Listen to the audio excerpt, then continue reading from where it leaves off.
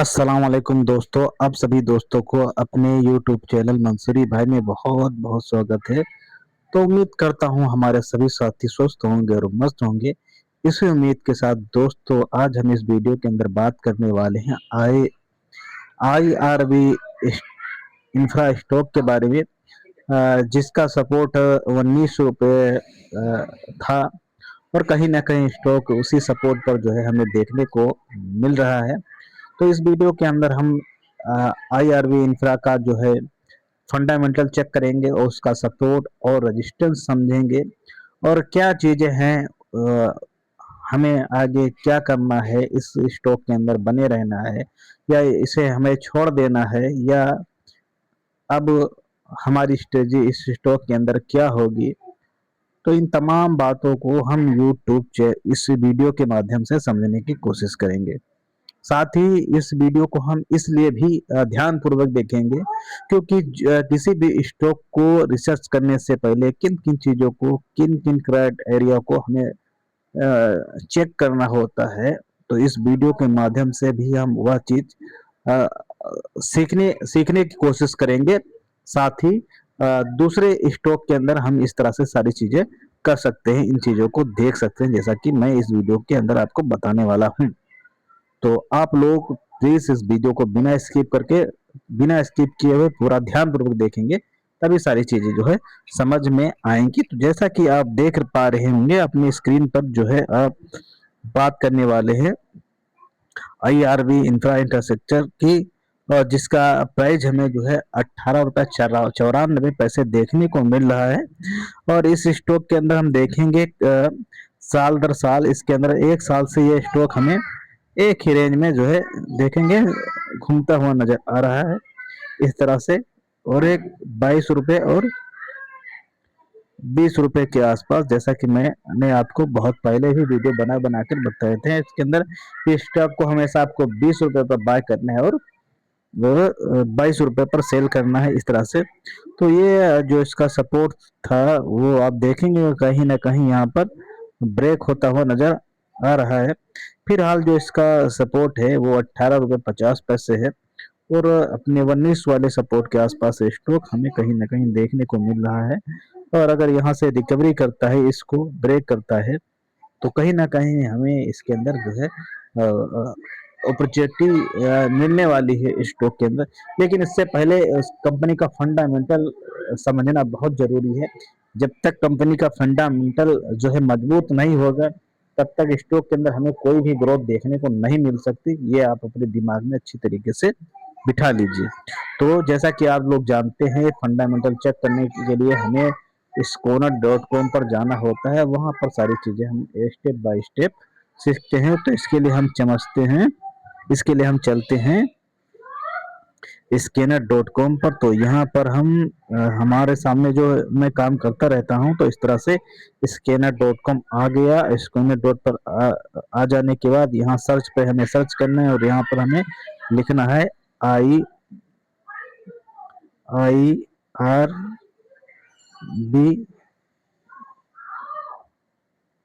इतना जैसे हम लिखेंगे तो आप देखेंगे हमें ऊपर की तरफ जो है इस तरह से आ जाएगा। ये हमारे सामने IRV इंफ्रा का स्टॉक है और उसका प्राइस है 19 रुपये के आसपास, जैसा कि आप देख सकते हैं। तो सबसे पहले हमें इसका क्या देखना है, इसका फंडामेंटल देखना है। और आप लोग चाहे तो इसका जो है अबाउट में जाकर यहाँ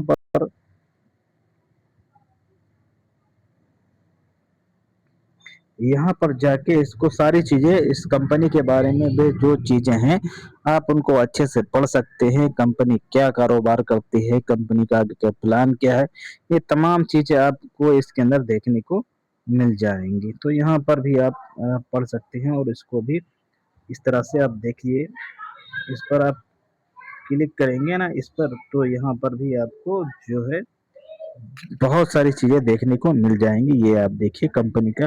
अब इसको चाहे तो आप हिंदी में भी कर सकते हैं। इस तरह से सारे चीजों को आप अच्छे से समझ सकते हैं, यानी कंपनी का जो व्यवसाय है आप उसको अच्छे से समझ सकते हैं। लेकिन हमको इसके बारे में डिटेल में हमने आपको वीडियो पहले ही बनाया है। आप हमारे प्ले लिस्ट में जाएंगे, वहां को आप वहाँ पर आपको फंडामेंटल स्टॉक को कैसे रिसर्च करना है इसके 4-5 भाग मिल जाएँगे। तो वहाँ पर जाकर आप जो है इस स्टॉक ये सारे वीडियो देख सकते हैं, स्टेप बाय स्टेप चीज़ों को समझ सकते हैं। तो यहाँ पर सबसे पहले हमको जो चीज़ देखना है वो होता है कंपनी का मार्केट कैप। तो कंपनी का मार्केट कैप हमें 23,000 करोड़ के आसपास देखने को मिल रहा है। साथ ही हमें क्या देखना होता है, पी रेशियो, कंपनी का पी रेशियो कितना है और साथ में उसका सेक्टर पी। तो यहाँ पर हम जब देखेंगे कंपनी का जो पी है वो हमें हाई नजर आता है सेक्टर पी के कंपैरिजन में। तो कहीं ना कहीं ये वजह हो सकती है स्टॉक के अंदर गिरावट गिरावट होने की, क्योंकि स्टॉक जो है काफी ऊपर से हमें गिरता हुआ नजर आ रहा है। तो कहीं ना कहीं ये वजह हो सकती है, लेकिन इसको हम वजह नहीं मान सकते क्योंकि हमें और बहुत सारी चीजों को देखना होता है। तो यहाँ पर आप देखेंगे कंपनी का जो बुक वैल्यू है वो 17 रुपये 30 पैसे के आसपास नजर आ रहा है। वहीं स्टॉक हम देखेंगे तो 19 रुपए का स्टॉक हमको देखने का मिल रहा है। तो इस हिसाब से देखेंगे कंपनी का जो बुक वैल्यू है वो 17 रुपए के आसपास है और स्टॉक कहीं ना कहीं हमें 19 रुपए के आसपास देखने को मिल रहा है। तो ये एक बहुत अच्छी चीज हमें नजर आ रही है भाई, ये आप चीज को ध्यान से देखिएगा। साथ ही आप यहाँ पर देखेंगे कंपनी का जो हाई है वो 24 रुपए के आसपास है और कंपनी का जो 52 वीक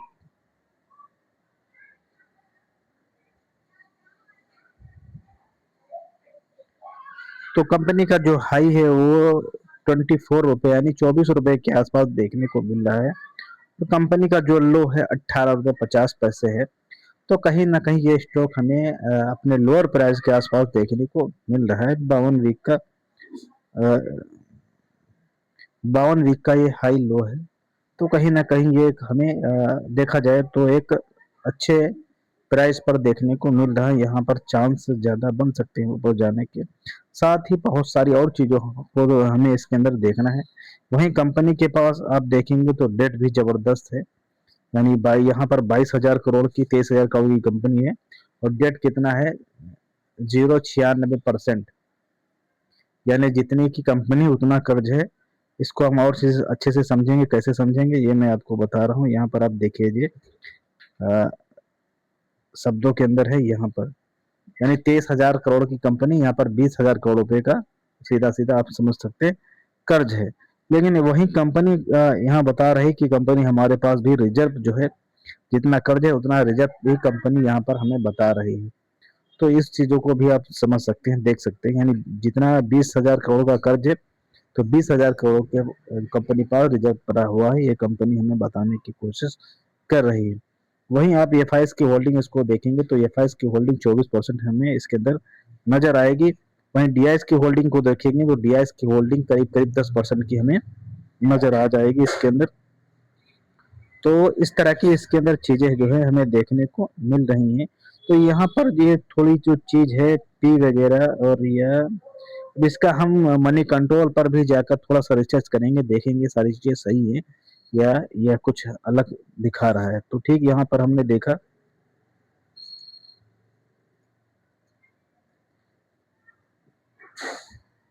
अब मेन चीज है, जो सबसे बड़ी चीज है कंपनी का प्रॉफिट एंड लॉस, उसको देखते हैं। यहाँ पर तो चीजें ये मान के चलते हैं, ये सारी चीजें जो है एवरेज है। अब यहाँ पर देखेंगे मेन चीज जो है कंपनी का प्रॉफिट ही लॉस है। अगर कंपनी प्रॉफिट नहीं बनाती तो कंपनी कितना भी अच्छी हो, प्रॉफिट नहीं बनाती तो हमारा प्रॉफिट कैसे होगा। तो कंपनी को प्रॉफिट बनाना चाहिए 7-10 साल। तो इसके लिए हम यहाँ पर चलेंगे। सबसे पहले सिंपल सा तरीका है, किसी भी कंपनी का भी आप रिसर्च कीजिए, अगर कंपनी प्रॉफिट नहीं बनाती तो वह कंपनी किसी भी नाम की नहीं है, ये आप अच्छी तरीके से समझ लीजिए। तो प्रॉफिट नहीं होगा तो हाँ उसका स्टॉक कैसे ऊपर जाएगा। तो यहाँ पर हम इसका 2-3 साल का देखेंगे, यहाँ पर निकालते हैं कंपनी के सेल के अंदर क्या चीजें हमें देखने को मिलती हैं। तो 22 से हम देखेंगे और 26 तक।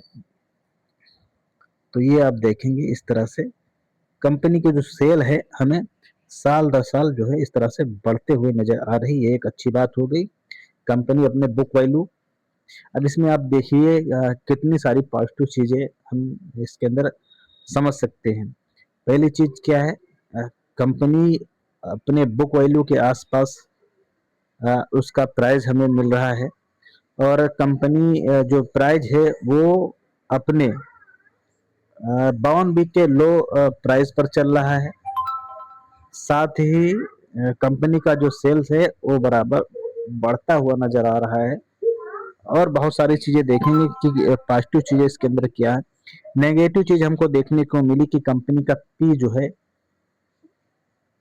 सेक्टर पीस के कंपैरिजन में थोड़ा सा हाई नजर आ रहा है। वैसे 20-25 का पी जो होता है वो बहुत अच्छा ही पी माना जाता है, लेकिन सेक्टर पी के कंपैरिजन से हमें थोड़ा सा ज्यादा देखने को मिल रहा है। ये आपको एक नेगेटिव चीज देखने को मिलेगी। और जो कंपनी के ऊपर कर्ज है तो वो काफी ज्यादा है, लेकिन वहां पर कंपनी बता रही है कि हमारे पास इतना पैसा रिजर्व है। तो उस चीज को देखेंगे तो वो भी हमें जो है एवरेज हो, सारी चीजें एवरेज होती हुई नजर आ रही हैं। तो यहाँ अब हमने देखा कंपनी का जो है रिवेन्यू हमने देखा। अब हमको क्या देखना है भाई, सीधा सीधा हमें ज्यादा कुछ नहीं देखना भाई। ज्यादा देखने को तो इस सब सारी चीजें देखने के तो लिए ही हैं, जितनी भी चीजें हैं यहाँ पर। सेल है और एक्सपेंस है, खर्चे वगैरह हैं। अब यहाँ पर इसको जो बोलते हैं इसको खर्चा बोलते हैं। यानी कंपनी का जो ये सेल है, यानी कंपनी ने सेल किया और खर्चा कितना आ रहा है कंपनी का, यह यहाँ पर देखेंगे। तो भाई जैसे सेल बढ़ेगा वैसे कंपनी का खर्चा भी बढ़ेगा। यहाँ पर देखिए, जैसे सेल कंपनी का बढ़ेगा वैसे खर्चा हमें बढ़ता हुआ नजर आएगा। तो देखने की बहुत सारी चीजें हैं, लेकिन इन चीजों को ज्यादा हम क्या देखेंगे भाई, बेसिक चीजें हम देखते हैं। तो सीधा सीधा हमने सेल देख लिया और कंपनी का प्रॉफिट देख लेते हैं, बात खत्म यहाँ पर हो जाती है। तो ये अब हम इसको चलते हैं, ये यहाँ पर हम देखेंगे। ये कंपनी का नेट प्रॉफिट है। तो ये अब देखेंगे कंपनी का नेट प्रॉफिट साल दर साल कैसे इस तरह से बढ़ता हुआ नजर आ रहा। तो ये भी हमें एक अच्छी चीज नजर आ रही है। अब देखना ये है कि भाई कंपनी का जो है सेल साल दर साल बढ़ता नजर आ रहा है। कंपनी साल दर साल जो है प्रॉफिट करती नजर आ रही है। और कंपनी में उसके बावजूद भी कहीं ना कहीं गिरावट होती जा रही है। यानी स्टॉक धीरे धीरे करके नीचे की तरफ जाता हुआ दिखाई दे रहा है। भाई ऐसा क्यों हो रहा है भाई, सारी चीजें अच्छी इसके अंदर गुड है, अच्छी नजर आ रही है, फिर इसके अंदर गिरावट क्यों हो रही है। तो इसके लिए हम देखते हैं, इसके जो है शेयर होल्डिंग पैटर्न पर चलते हैं, वहां पर हो सकता है चीजें नजर आ जाए। वहीं हम इसका बैलेंस शीट भी देख लेते हैं। अब बैलेंस शीट में हम क्या देखेंगे भाई, ये है हमारा जो है कंपनी वहां पर रिजर्व जो बता रही थी। तो इस तरह से देखें आप कैसे कंपनी का रिजर्व धीरे धीरे बढ़ता हुआ नजर आ रहा है। इस तरह से देखेंगे। साथ ही जो कंपनी के ऊपर कर्ज था तो कर्ज भी साथ में बढ़ता हुआ जा रहा है। यानी 12,576 रुपए का जो कर्ज था वो अब बढ़कर 20,027 करोड़ का होता हुआ नजर आ रहा है। और यहाँ पर आप ये देखेंगे टोटल एसिड। और चीज है, एक और हमें चीज यहाँ पर नजर आ गई, कंपनी के पास कोई बड़े प्रोजेक्ट भी नहीं। यानी यहाँ पर देखें काफी 6,000, 7,000, 6,000, 4,000, 303 करोड़ का 673 करोड़ के जो कंपनी के पास काम पड़ा हुआ था। तो यहाँ पर आपको नील बटन नजर आ रहा होगा इस तरह से, CWIP। यानी जो कंपनी जो जो काम होता है, काम में उसका पैसा लगा होता है, ये चीजें यहाँ पर हमें देखने को मिलती हैं।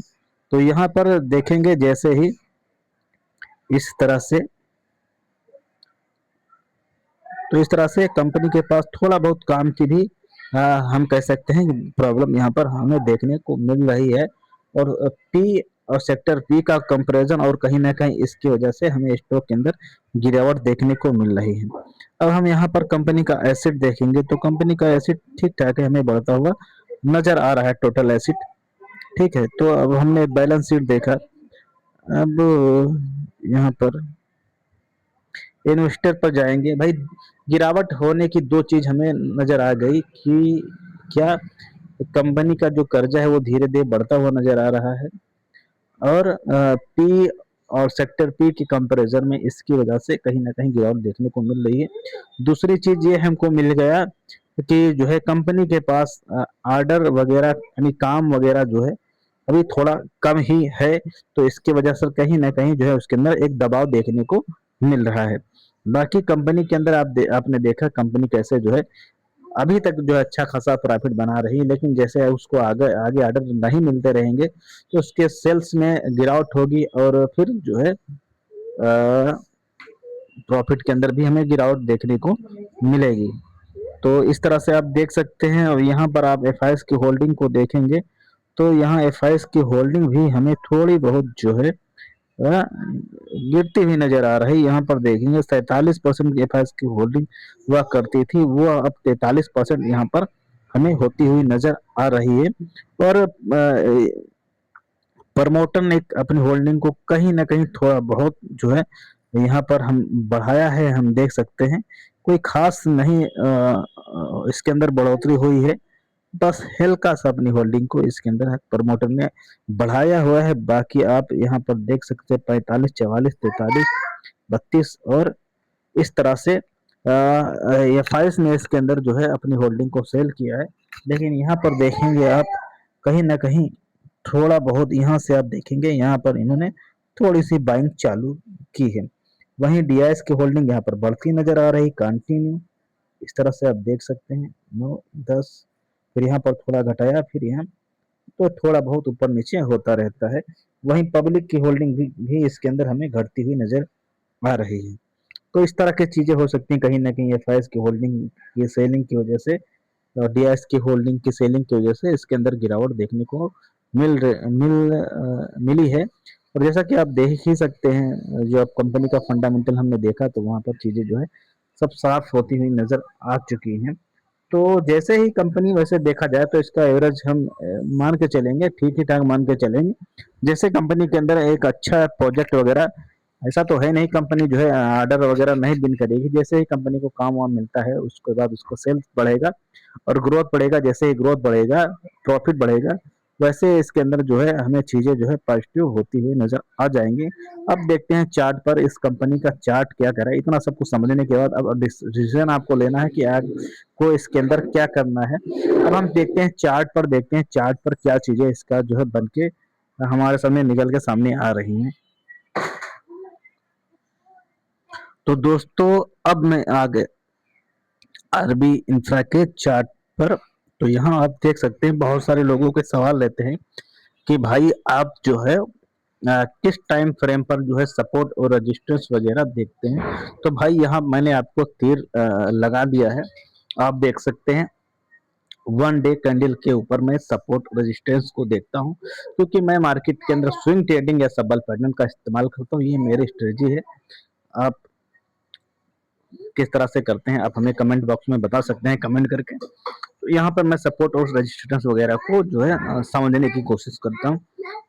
तो यहाँ पर आप देखेंगे ये स्टॉक 40 रुपए का अपना हाई लगाता है और उसके लगाने के बाद इस तरह से कंटिन्यू स्टॉक के अंदर हमें गिरावट देखने के लिए मिलती है। यहाँ पर नॉन स्टॉप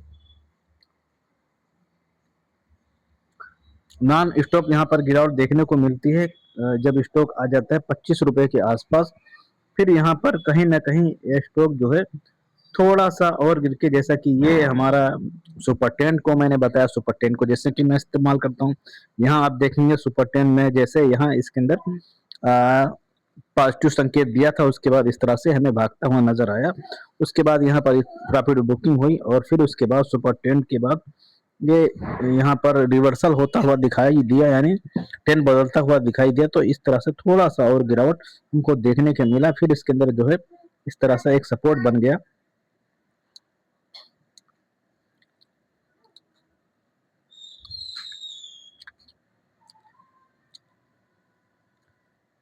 तो यहाँ पे इस तरह से एक रेजिस्टेंस बनता हुआ नजर आया और यहाँ यहाँ से इस तरह एक सपोर्ट बनता हुआ हमें नजर आ गया। और स्टॉक अब उसी सपोर्ट और रेजिस्टेंस जोन के अंदर हमें कहीं ना कहीं घूमता हुआ नजर आ रहा है पिछले 1 साल के अंदर इस तरह से। तो इस तरह से हम इसके अंदर काफी दिनों से सबल पैटर्न और स्विंग ट्रेडिंग का इस्तेमाल करते आ रहे हैं। तो अगर आप इसके अंदर स्विंग ट्रेडिंग या सबल पैटर्न का कर रहे हैं तो स्टॉक अपनी जगह पर है। इसके अलावा आप स्टॉक से 50-60% जो है अपना जो पैसा निकाल चुके हैं अगर आपने इसके अंदर सबल पैटर्न और स्विंग ट्रेडिंग का इस्तेमाल किया है, क्योंकि यह स्टॉक हर महीने अपना 2-5% का जो है टारगेट दे ही देता है। लेकिन अब कहीं न कहीं इसके अंदर हमको क्या है, एक कमज़ोरी देखने को मिल रही है। यानी जो इसका एक रेजिस्टेंस था, वो कहीं न कहीं ये वाला, तो कहीं न कहीं ब्रेक होता हुआ नज़र आ रहा है। यानी जो इसका सपोर्ट है ₹19 का, अगर ₹18.50 का जो सपोर्ट है, ₹18.50 या उसको 18 मान लेते हैं। वैसे ये सपोर्ट मजबूत सपोर्ट है, ये टूटने वाला है नहीं, इसको इस तरह से देखते हैं।